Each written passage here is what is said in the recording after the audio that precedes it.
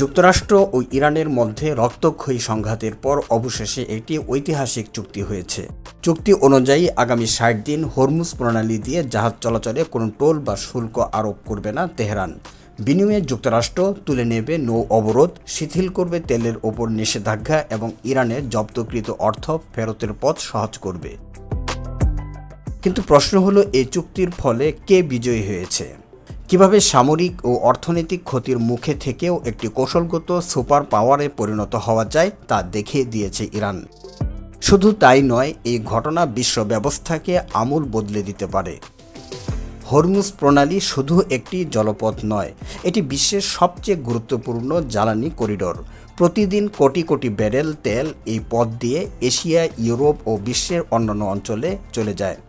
দীর্ঘদিন ধরে যুক্তরাষ্ট্রের নৌবাহিনী এই পথকে উন্মুক্ত রাখার নিরাপত্তার গ্যারান্টি দিয়ে এসেছে, কিন্তু সাম্প্রতিক ঘটনাগুলো দেখিয়েছে বাস্তবে হরমুজের ওপর প্রভাব বিস্তারের সবচেয়ে শক্তিশালী সক্ষমতা একমাত্র ইরানের হাতেই রয়েছে। গত কয়েক মাসে ইরান কিছু জাহাজের কাছ থেকে যাতায়াত বাবদ কয়েক লাখ থেকে প্রায় ২০ লাখ ডলার পর্যন্ত ফি আদায় করেছে বলে বিভিন্ন সূত্রে দাবি করা হয়েছে। সংখ্যাটা শুনতে বড় মনে হলেও একটি বিশাল তেল ট্যাঙ্কারের জন্য এই অর্থ বৃদ্ধিতে প্রতি ব্যারেল তেলের দাম মাত্র $1 মতো বৃদ্ধি পায়। অন্যদিকে হুমকির কারণে বিমা খরচ কয়েক গুণ বেড়ে গিয়েছিল, ফলে অনেক শিপিং কোম্পানির কাছে টোল দেওয়া যুদ্ধ ঝুঁকি বহনের চেয়ে বেশি লাভবান হয়ে উঠেছিল। আর এখানে শুরু হয় ভূ রাজনীতির নতুন খেলা।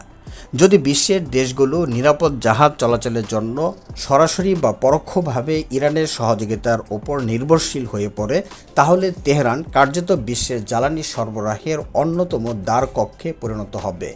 এমন পরিস্থিতিতে জাপান, ভারত, দক্ষিণ কোরিয়া কিংবা ইউরোপীয় দেশগুলোকে নিয়মিতভাবে ইরানের সঙ্গে সমঝোতা করে চলতে হবে, আর সেটাই ইরানকে এনে দিতে পারে নিষেধাজ্ঞা শিথিল থেকে শুরু করে নতুন কূটনৈতিক সুবিধা।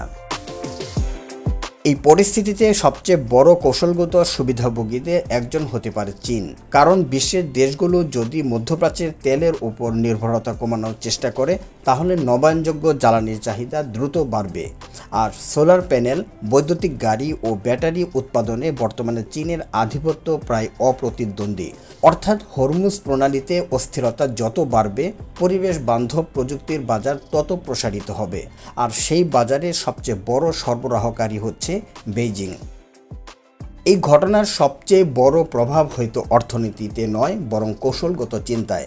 কারণ এখন অন্য দেশগুলো ভাবতে শুরু করতে পারে তাদের হাতে এমন কোনো চেক পয়েন্ট আছে কিনা যেটি ব্যবহার করে তারা বাড়তি সক্ষমতা অর্জন করতে পারে, যেমন মালাক্কা প্রণালী, বাব আল মানদেব, তাইওয়ান প্রণালী এবং সমুদ্রতলের ইন্টারনেট কেবল। এসবই হয়ে উঠতে পারে আগামী দিনের ভূরাজনীতির প্রতিযোগিতার নতুন মঞ্চ। তবে এমন অবরোধ কিন্তু নতুন নয়। প্রাচীন গ্রিসে হেলেসপন্টের নিয়ন্ত্রণ নিয়ে যুদ্ধ হয়েছিল। ১৯ শতকে ডেনমার্ক শত শত বছর ধরে সমুদ্রপথে টোল আদায় করেছে। এমনকি যুক্তরাষ্ট্রের প্রথম বৈদেশিক যুদ্ধের অন্যতম কারণও ছিল সমুদ্রপথে নিরাপদ যাতায়াতের বিনিময়ে কর দাবি নিয়ে। তবে দ্বিতীয় বিশ্বযুদ্ধের পর থেকে বিশ্ব বাণিজ্যের মূল ভিত্তি ছিল মুক্ত ও উন্মুক্ত সমুদ্র, আর হরমুজকে ঘিরে সাম্প্রতিক সংকট সেই ধারণাকে নতুন করে প্রশ্নের মুখে দাঁড় করিয়েছে।